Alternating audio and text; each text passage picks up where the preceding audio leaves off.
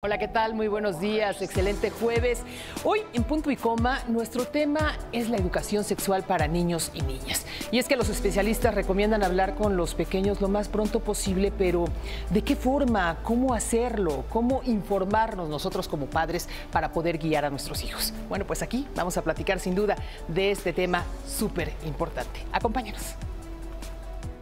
Para muchos padres, hablar de sexo con sus hijos es un tema que preferirían evitar o dejarlo para mucho después.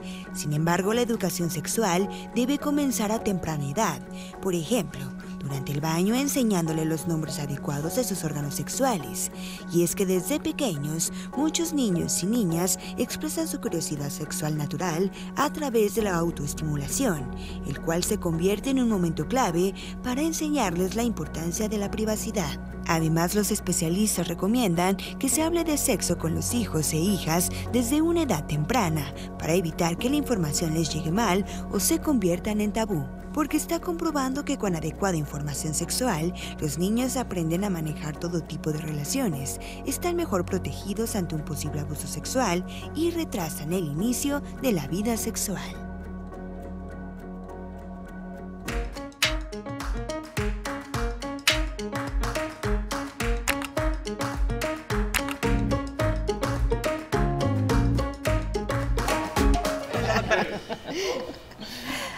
¿Qué tal? Muy buenos días, esto es Punto y Coma, los saludo con mucho gusto, soy Patricia Rodríguez Calva y como siempre aquí en jueves mi querida Wendy Roa, que ya pues nos había hablado precisamente del tema de hoy, querida Wendy, qué importante. Sí, Pati, yo creo que es muy importante en el sentido de que cuando tenemos hijos no sabemos cómo explicarles lo que está sucediendo con relación a la sexualidad. Y más ahora que vivimos en un mundo, porque no podemos decir solamente en un país, sino en un mundo con gran apertura en estos temas, en lo que vemos en las calles, lo que vemos a través de los medios de comunicación, revistas, películas. Y bueno, pues a veces uno se asusta y dice, ¿cómo enfrentar esta situación? Y es complicado porque, pues, si tienes niños muy pequeñitos, les tienes que hablar de cierta forma. Si son más grandes, ser directo, no directo, con la clásica de que te enseñaban en la escuela, peritas y manzanas. Bueno, yo creo que sí nos va a servir mucho a todos los que creo que, somos como tú papás. dices, es muy importante y como es un tema de la cotidianidad y a lo mejor no tenemos los elementos, porque digo, todos, si no tenemos hijos, tenemos sobrinos o tenemos pequeñitos en casa que están cerca y yo creo, y yo soy impulsora de la apertura como tú, querida Wendy, pero para tener apertura lo primero que tenemos que tener es información. Claro. E información veraz, científicamente comprobada y que esté sustentada en que da resultados asertivos. Y es por eso que, como siempre lo hacemos aquí, Wendy, en Punto y Coma, pues invitamos a los especialistas para que nos den las guías y ahí nos los dejen y ya está en nosotros si tomamos o no tomamos esta información. Yo le agradezco muchísimo a la maestra Ena Heréndira Niño Calixto. ¿Cómo está, maestra? La maestra Ena Heréndira Niño Calixto es jefa del programa de sexualidad de la Facultad de Psicología de la Universidad Nacional Autónoma de México y, por supuesto, lleva adelante este programa de sexualidad y nosotros le planteábamos, bueno, pues vamos a empezar desde cuando nacemos, ¿no? Así es. ¿A qué edad debemos empezar a hablar con los chiquitines de sexualidad? Pero usted me hacía, con esto quiero empezar, una diferenciación que yo no la sabía, debo confesar, que una cosa es educación sexual y otra cosa es educación para la sexualidad. Así es. Entonces creo que podemos empezar, Wendy, claro, haciendo la diferencia que es cada cosa y luego pues entramos de lleno al tema de cómo hacerle, sobre todo tú, Wendy, que tienes de chile, de mole y de dulce, 3 chiquitines hermosos, pero de diferentes edades. Sí, no, me estoy viendo complicada el tema de cómo hablar con ellos, pero bueno, vengo a aprender también. Vamos a aprender. Pues buenos días a todos y a todas, con mucho gusto, ¿no? En representación del programa de sexualidad humana. Y bueno, creo que esta distinción es muy importante entre qué es la educación de lo sexual y qué es la educación de la sexualidad. Porque se complementan, de hecho están integradas. Sin embargo, en México nos hemos preocupado más desde nuestro sistema educativo nacional por hacer una educación de lo sexual. de los elementos biológicos que tienen que ver con el proceso de crecimiento y maduración de los seres humanos. Y entonces, pues esto toca aspectos biológicos como la menstruación, la eyaculación, la anatomía de los cuerpos, sobre todo de los niños, ya a nivel de primaria, pues ya los libros de texto muestran, ¿no? La anatomía, yo les digo, la arquitectura corporal de los niños y niñas que se va a ir modificando para que se den la aparición de los caracteres sexuales secundarios. Ahora, eso es solamente en términos biológicos y es muy importante la educación de lo sexual porque eso nos va a permitir promover la salud sexual. Por otra parte, la educación de la sexualidad tiene que ver con la parte afectivo-emocional, ¿sí? Y los vínculos con otras personas. Y que esto pues tiene invariablemente que ver con una educación en el género. Cómo a los niños se les educa en lo masculino, a las niñas en lo femenino, digo de principio. Sin embargo, cada persona va a elegir posteriormente, ¿sí?, qué tanto le gusta, le acomodan cosas de lo femenino, de lo masculino, de tal manera que yo diría que actualmente nuestros jóvenes, ¿sí?, los niños desde la pubertad, ya en la adolescencia, pues tienden a modelos más andróginos, que quiere decir que coexisten en una persona características de lo femenino y lo masculino basados en un cuerpo sexuado. Claro, y bueno, como dices tú, Pati, qué importancia el saber cuál es la edad correcta para empezar a hablar con los pequeñitos. Uno como mamá, por el temor a lo mejor de ser muy agresiva, en el sentido de decirle, este es un pene y una vagina, pues empieza a hacer situaciones... El pajarito. Exactamente, entonces dice uno, híjole, y la verdad le tengo que hablar así, o le tengo que decir a mi pequeñito de 2 años que esto es un pene, porque a lo mejor al rato el niño en la calle va a decir mi pene, y entonces todo el mundo lo va a ver feo y va a decir, ay, esa mamá, ¿de qué manera educa al niño, no? Sí, es importante el vocabulario. Me parece que así como corregimos a los niños y a las niñas, no se dice pata, se dice pie. Lo correcto es mencionar al pene y a la vulva, no a la vagina, porque la vagina es como un órgano interno. Entonces, hablar de pene y de vulva. Y me parece que si estamos ¿Desde hablando chiquitos? desde chiquitos, porque, a ver, cuando yo tengo a mi lado a un bebé y le voy a hacer el cambio de pañal, ¿sí?, pues, ¿qué hacemos? Ay, mi bebé, y a ver, la manita para acá, y a ver, esta patita, no, el piecito. Y entonces, cuando tocamos esa zona genital, es decir, bueno, voy a limpiarte el pene. Así como le digo, vamos a lavarte las manitas, ¿sí? Ahora, pues, en el baño, pues, vamos a lavar el pene.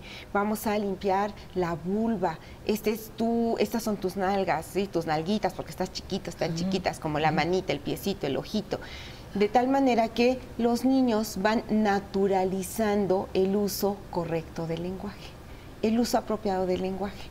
De tal manera que más adelante pues no es sorprendente, no va a ser sorprendente, al menos en el ámbito de la familia, en lo nuclear, no me refiero a papá, mamá, cualquier tipo de familia, la familia extensa, y se va haciendo la naturalización del lenguaje para nombrar todas las partes del cuerpo de forma correcta. Entonces, si yo desde pequeño o pequeña conozco mis órganos, tengo pene o tengo vulva y hablo con ellos, ¿esto qué beneficios puede traer para unos chicos que así se les esté educando con esa apertura y no se le pone que el pajarito o tu cosita o cosas así? Bueno, como nos fueron educando, hay que ser muy honestas, ¿no? Así nos fueron educando, ¿no?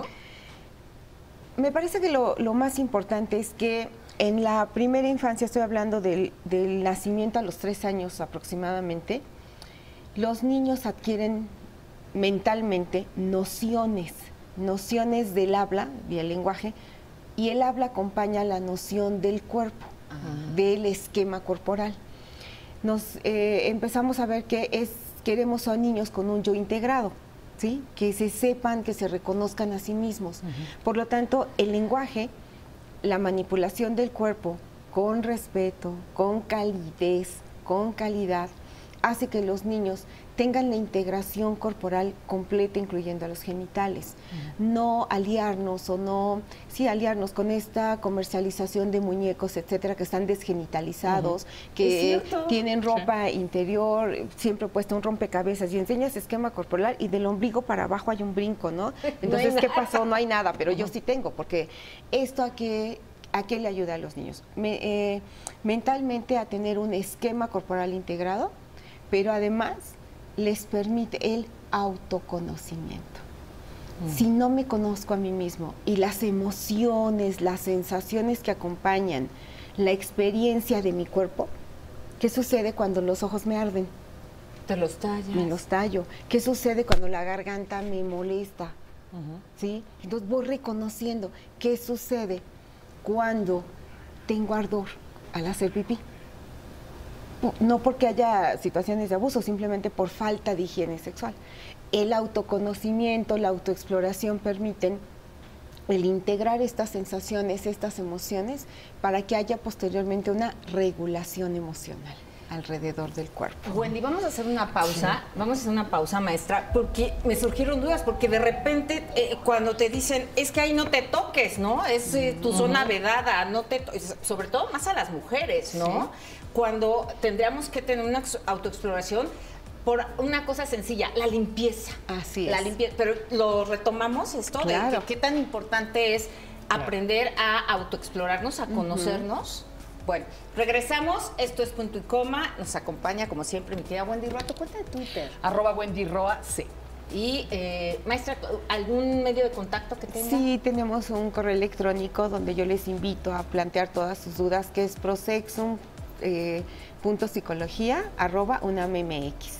Y mi cuenta de Twitter, @RodríguezCalvaP. Regresamos.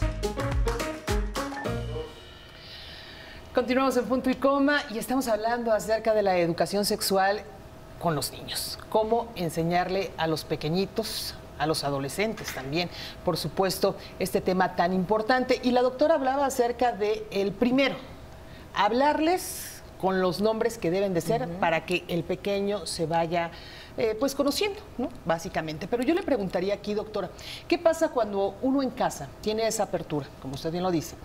A un pequeño de 2 años le empieza a decir que tiene pene, a una pequeña igual a lo mejor tiene vulva. Pero llega a la escuela y los maestros, insisto, siguen con esa enseñanza precaria de decirle, no, es el pajarito. No, es la cosita. Es esto. Entonces, esto yo creo que genera todo.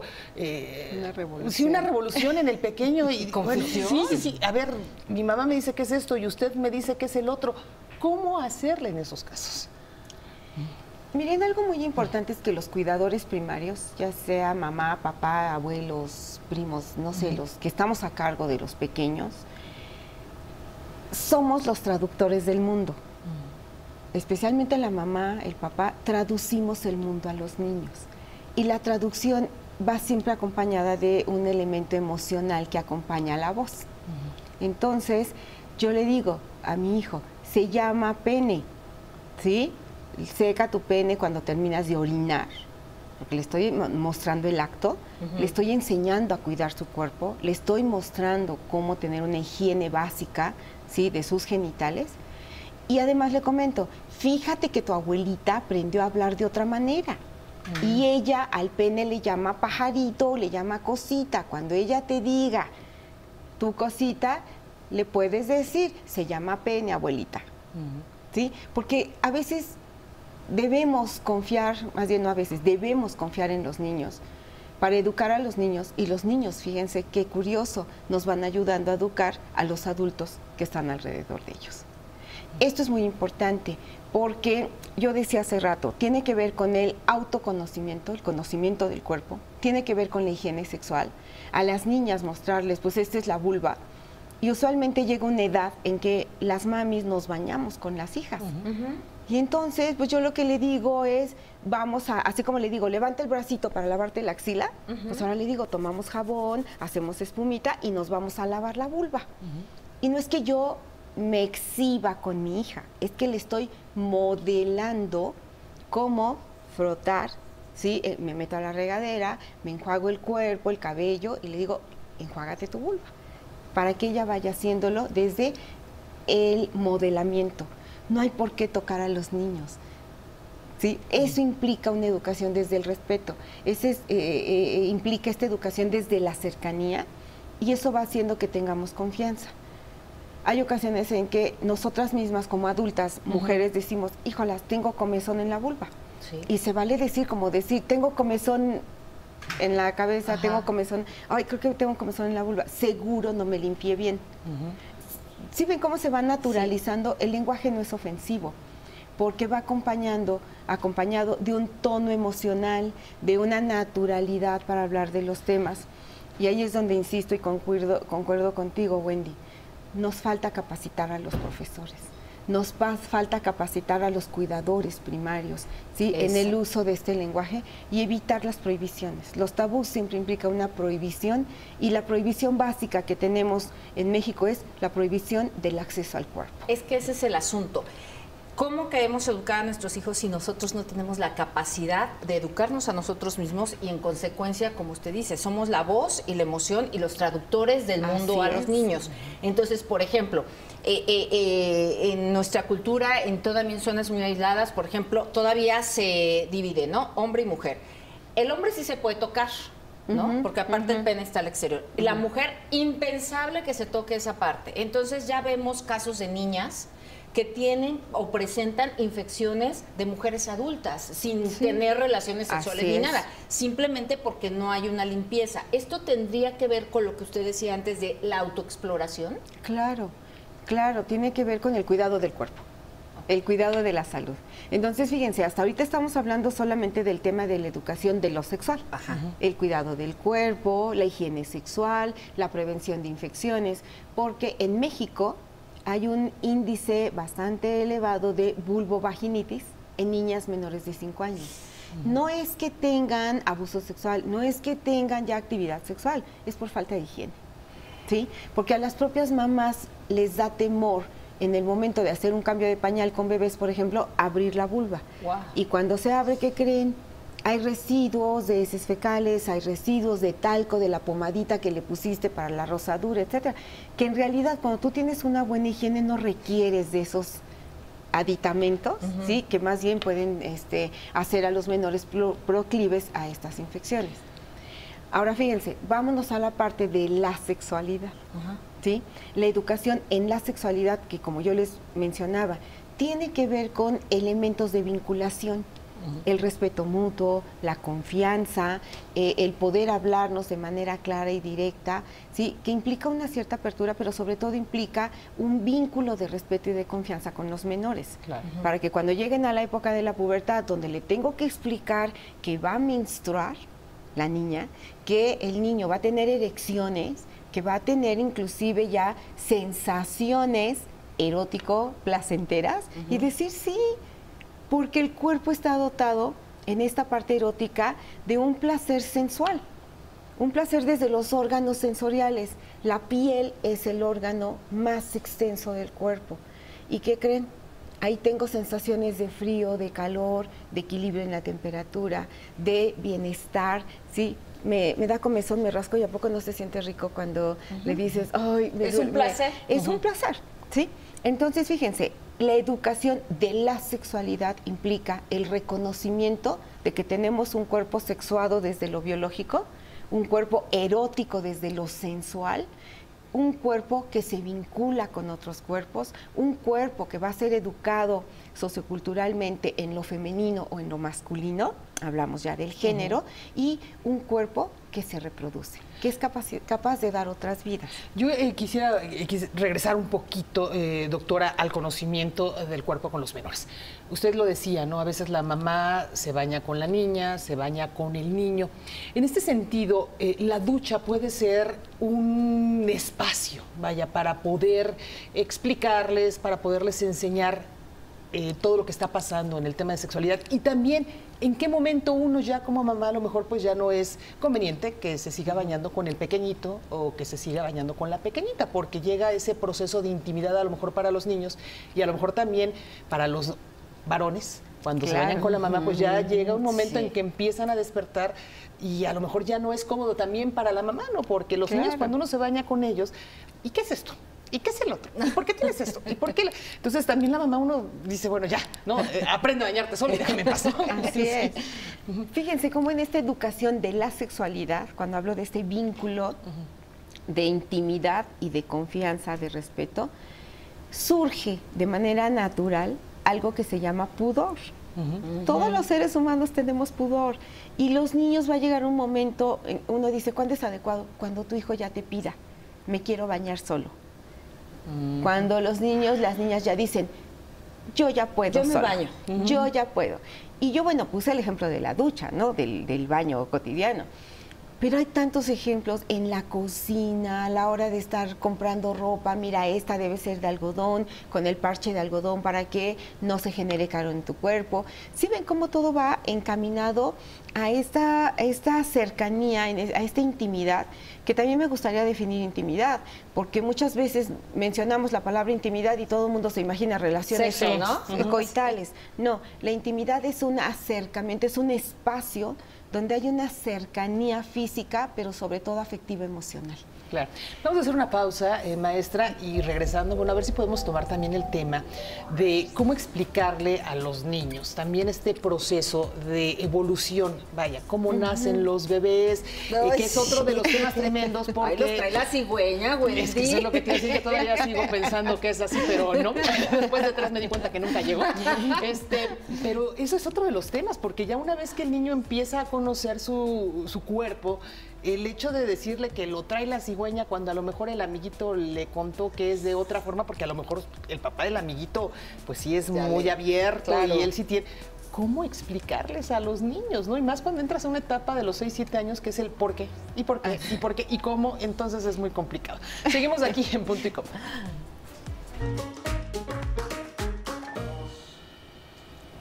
Regresamos a Punto y Coma. El tema de hoy es, bueno, la educación sexual temprana, la educación para la sexualidad, que ya aprendimos que son dos cosas distintas.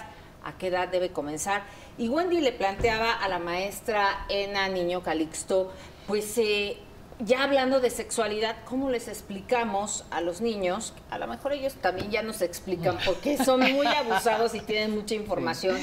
Que, pues, ¿de dónde vienen los chamacos? Pero eso, aprovecho la pregunta de Wendy para plantear el autoconocimiento. Ya me conocí de manera biológica, mis órganos, estoy ya con esa asertividad de llamar al pene, a la vulva, y ya sé que yo tengo pechos, así, ¿no? Nos vamos desarrollando. Esto, ya caminando hacia la sexualidad, nos da armas para defendernos ante un presunto abuso sexual, aunque el tío te quiera tocar o que amiguitos, a ver, enséñame y yo te toco, todo esto va de la mano. Claro, claro, porque se acuerdan que mencionaba que en cualquier situación de la vida cotidiana no tengo por qué tocar a mi hijo. Digo, a menos cuando es tan pequeño que tengo que hacer cambio de pañal o yo le tengo que bañar.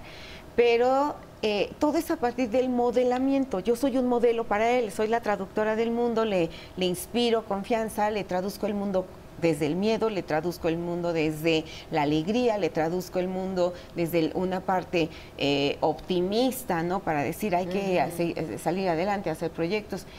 No necesito tocar el cuerpo porque lo estoy modelando y yo le enseño. Así como le digo, vamos a hacer un hot cake, se bate así, ¿verdad? Que no agarro al niño, lo abrazo, le jalo la mano y le digo, bueno, tal. No, voy modelando. De tal manera que en la medida en que los niños conocen su cuerpo, lo nombran y además reconocen las sensaciones y la parte afectiva que acompaña este conocimiento, yo insisto, llegamos a la regulación emocional. Y entonces, cuando alguien me toca y eso me incomoda, ya el niño aprendió, mamá, me gusta que me hagas así, pero me incomoda, me molesta, no me gusta cuando pasa esto. Y entonces, si los niños tienen la palabra, si los niños tienen la claridad en el habla y la claridad en las sensaciones, la claridad en un vínculo de confianza y respeto, cuando alguien les toca y ya pueden mencionar la palabra incomodidad, malestar, desagrado, entonces los niños ya te pueden decir, no me gusta cuando mi tío me abraza porque me aprieta muy fuerte y eso no me gusta. No hablo solamente del abuso sexual. No, y hay que hacerles caso aparte. Ah, claro. Vamos a esa parte.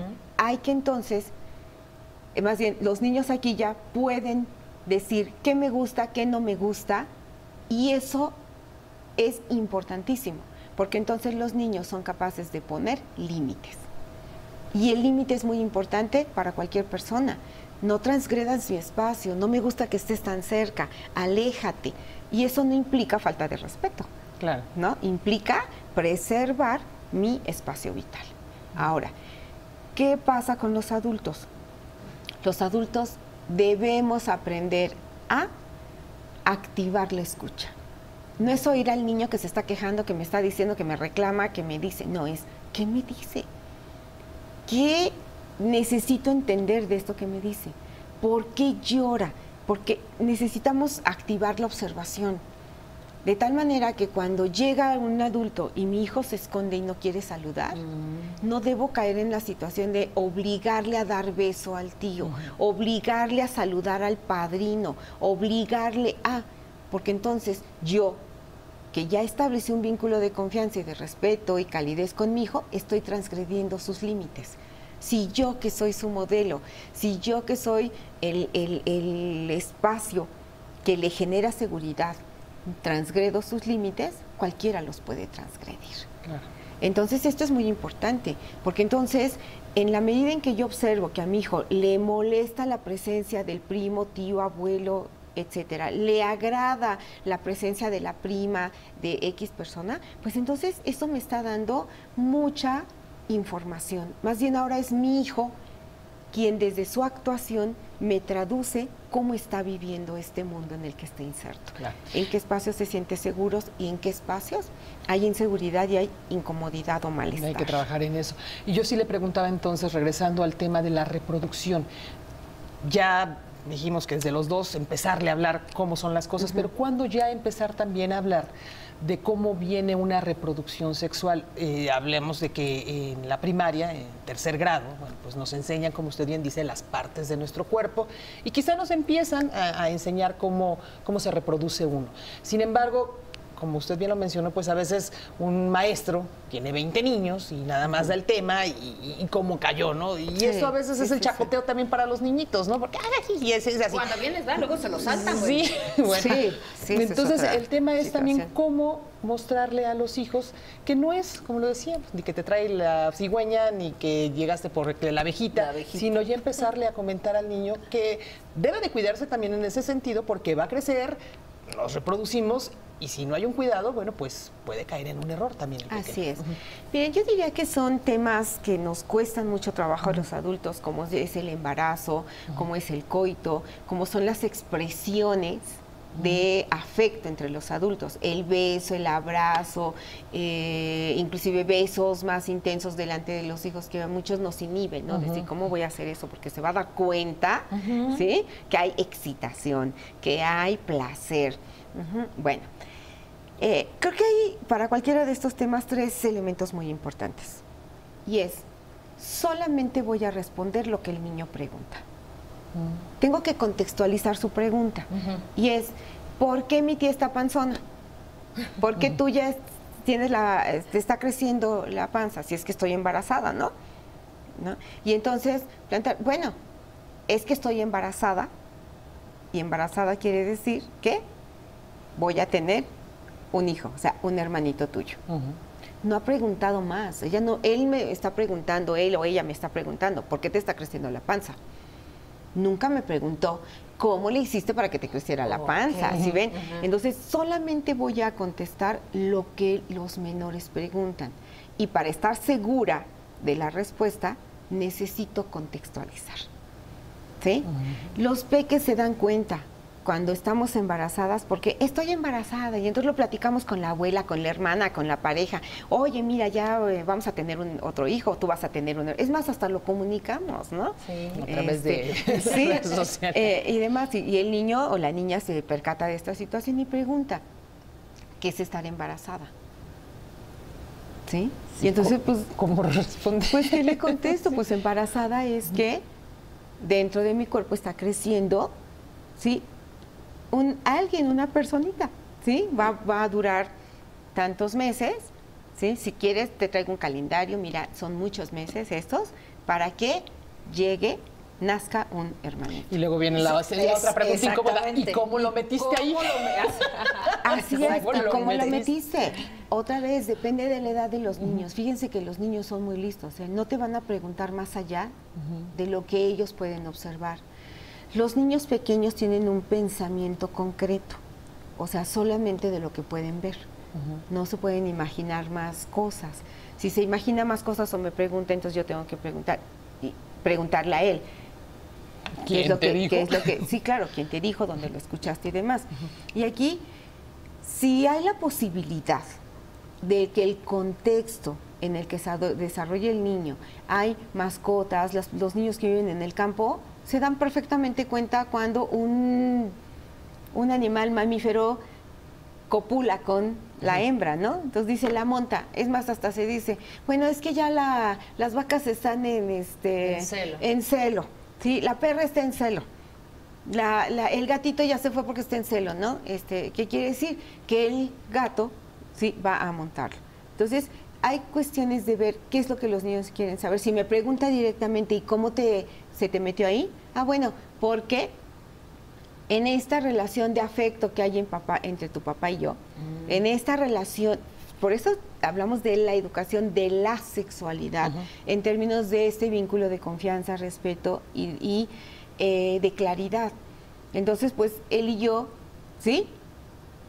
Tenemos una relación donde él pone un espermatozoide, que es una semilla, ¿sí? Así de claro. Le estoy hablando de que hay una semilla. Papá produce semillas y yo produzco otra semilla que se llama óvulo. Los juntamos y así es como nace el bebé. No estoy hablando del coito. Lo que más nos da miedo a los adultos es decir, papá mete el pene en la vagina y entonces nos excitamos y entonces... El niño no me está pidiendo esa información, ¿vieron? Por eso es tan importante contextualizar qué es lo que los pequeños quieren saber, ¿no? Entonces, fíjense, desde ahí el primer elemento es contestar lo que el niño me pregunta desde el contexto de su propia inquietud. Lo segundo es dar información clara. Si a mí me avergüenza el tema, entonces le digo, ¿sabes qué? Porque aquí, ¿se acuerdan que hace rato ya hablábamos del pudor? El pudor también tiene una expresión a partir de la vergüenza. Si a mí me avergüenza hablar del tema, pues le digo, ¿me das la oportunidad de explicarte? Para ingeniarme de qué manera voy a dar la información. Y a veces hasta pido apoyo, ¿no? Oye, tú, hijita mayor, ¿le puedes explicar? O no se necesita ser un profesional como yo de la psicología, de la sexualidad, para explicar cosas de la vida cotidiana, las cosas que la naturaleza nos dota, ¿no? Pero insisto, Wendy, ese es el asunto. ¿Cómo vamos a poder educar si nosotros como adultos no estamos preparados, si tenemos vergüenza, si no sabemos utilizar las palabras correctas, si en nuestra vida cotidiana no somos capaces de asumirnos precisamente como guías a los que nos toque, a los que no nos toque? Y entonces yo creo que esa sería como otra parte y otro gran programa de decir cómo nos educamos nosotros para la sexualidad y transmitirla como es y vivirla plenamente. Vamos a hacer una pausa, Wendy, vamos a hacer una pausa, maestra. Escríbanos, ya tenemos por aquí, ahorita los comentamos, es @puntoycoma_TV. Creo que es un tema que a todos nos importa y qué mejor con los especialistas. Hacemos una pausa.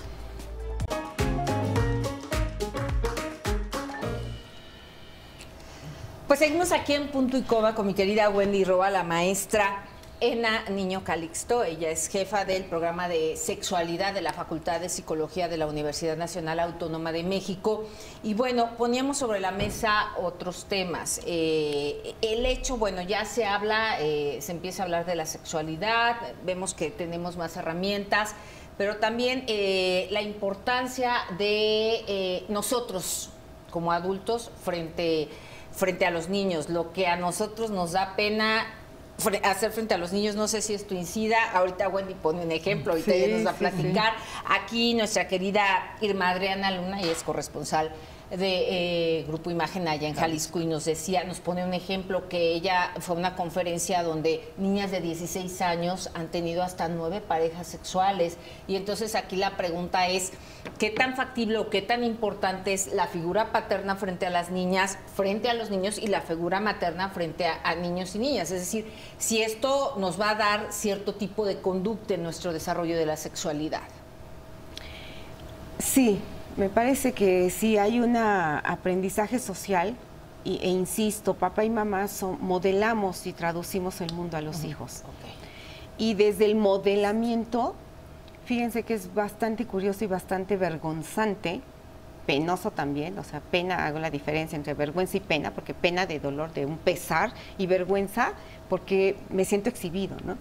Y fíjense cómo en nuestra cultura está naturalizada la violencia.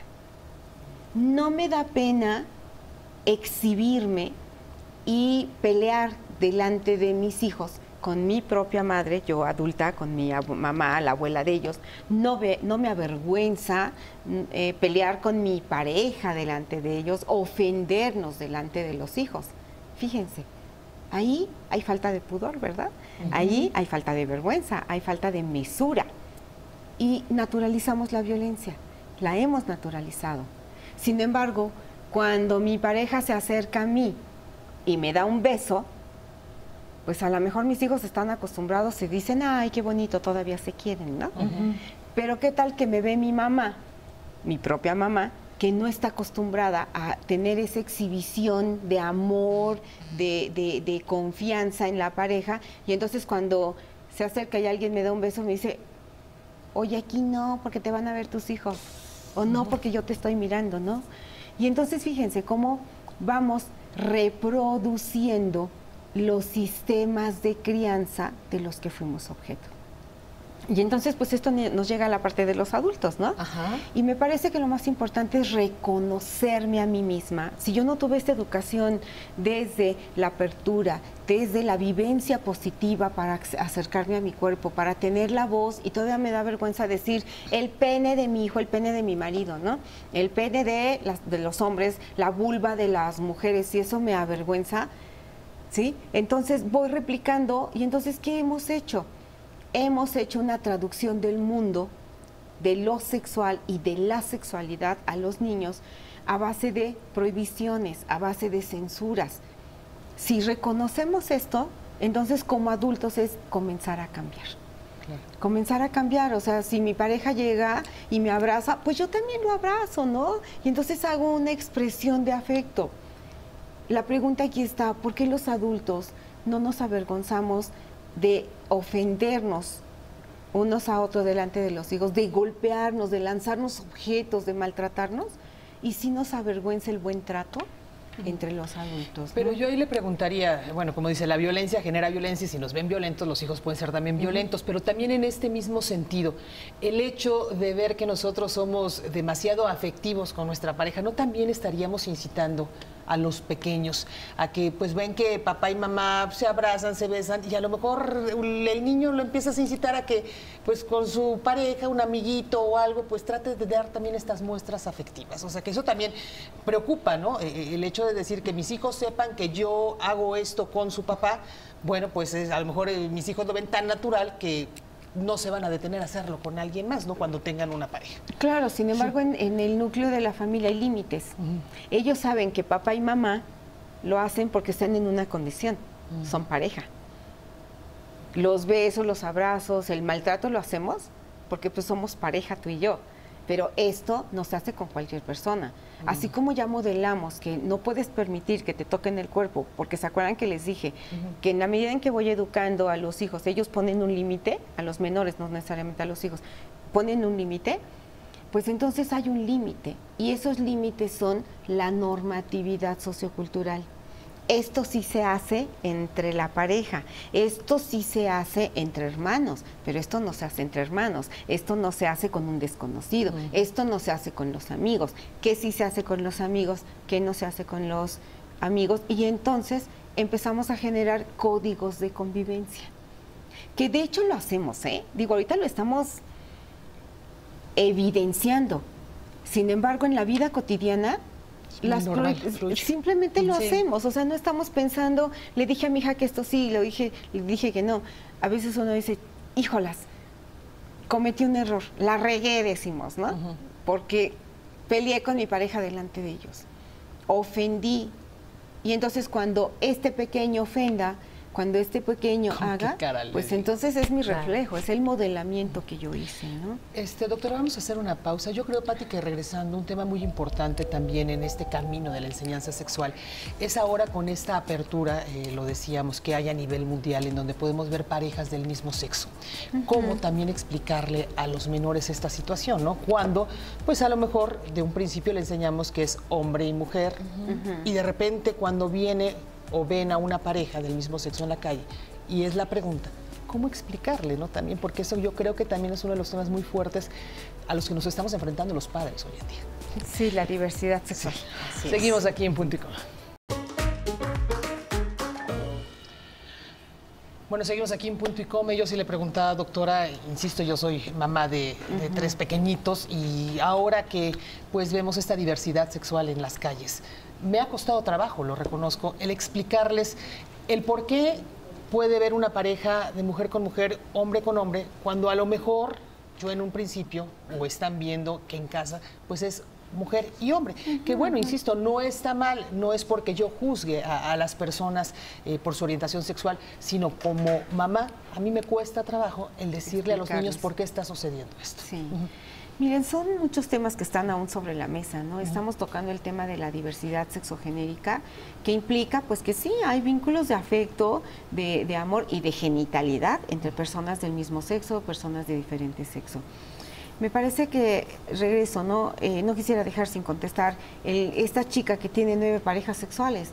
Habría que ver por qué está en la búsqueda, qué es lo que ha aprendido, cómo le han traducido el mundo de lo sexual y de la sexualidad para decir, necesito estar con una, con otra, qué quiere reafirmar ella, ¿no? Y qué ha encontrado en cada experiencia.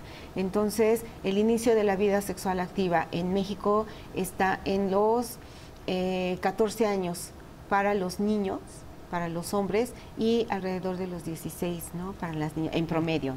Esto varía. Rápidamente, para que le conteste a Wendy, el tener una educación sexual y de la sexualidad retrasa o, digamos, aumenta el hecho de que puedas tener relaciones sexuales. La educación de la sexualidad integral, por eso hablamos de la educación integral en sexualidad, que incorpora la parte biológica, la parte sociocultural, la parte afectiva emocional, nos permite retrasar el inicio de la vida sexual activa en un 100%.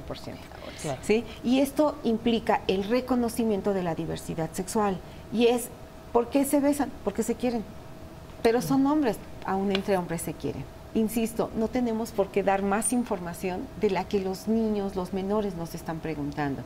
Entonces entre personas del mismo, entre hombres se pueden querer, sí, entre mujeres se pueden querer. Lo más aceptado es que sea, y reconocido, es que se amen entre hombres y mujeres, pero también los hombres se aman entre sí y las mujeres se aman entre sí. ¿Y cómo caer, o más bien no caer en el tema de ser más que mamá, una amiga con los hijos? Es decir, yo como mamá finalmente tengo una autoridad para explicarles y guiarlos, pero a lo mejor no quiero que me vean como esa autoridad, porque a lo mejor eso los va a inhibir a preguntarme las cosas, sino quiero ser esa amiga con la que pueden preguntar, oye mamá, vi esto, hice el otro. ¿Cómo, insisto, no romper esa barrera de autoridad, pero sí poderles enseñar? Es que yo creo que no hay que fomentar, no hay que plantearnos desde esta parte de que soy tu amiga, porque no lo soy su mamá. Es, soy tu mamá, te quiero y quiero que confíes en mí. Si confías en otra persona, qué bueno. Alguna vez, ojalá y podamos platicar con tu amiga y tú sobre esto, pero no dejar nuestro espacio de mamá, de papá, porque eso es lo que nos da una autoridad en el afecto, una autoridad en el respeto de los límites. No estoy hablando de un autoritarismo de que porque yo lo digo, la prohibición se mantiene o la apertura se mantiene. Entonces me parece que es muy importante mantener este vínculo de confianza desde soy tu mamá. A mí ya me pasó, tuve inquietudes como las que tú tuviste. Si quieres, platiquemos de esto, ¿no? Perfecto. Me parece que son muchísimos temas los Sí, que están yo creo sobre que la va a tener, mesa, ¿no? maestra Ena Niño Calixto va a tener que regresar porque vamos a desarrollar otros temas. Ya esta es la parte infantil. Nos queda claro que entonces una educación sexual para conocer nuestro cuerpo y una educación para ejercer nuestra sexualidad debe ir de la mano y además, entre más temprano se inicie, más información vamos a tener y entonces se retrasan las posibilidades de que yo inicie mi vida sexual, contrario a lo que dice la Unión de Padres de Familia, Wendy, que eso no debe de ser, que eso no debe estar en los libros de texto, que ya está en los de secundaria. Sí, entonces, no, porque todavía tienen la mentalidad de que el que yo te enseñe es porque te voy a llevar a que lo hagas. Y no, yo creo que más bien es, a lo mejor lo vas a hacer, pero vas a llegar preparada para hacerlo, ¿no? Ya nos vamos, maestra Ena Niño Calixto. Gracias por venir por parte de la Facultad de Psicología. Querida Wendy. Pati, muchísimas gracias. Aprendimos. Sin duda aprendimos.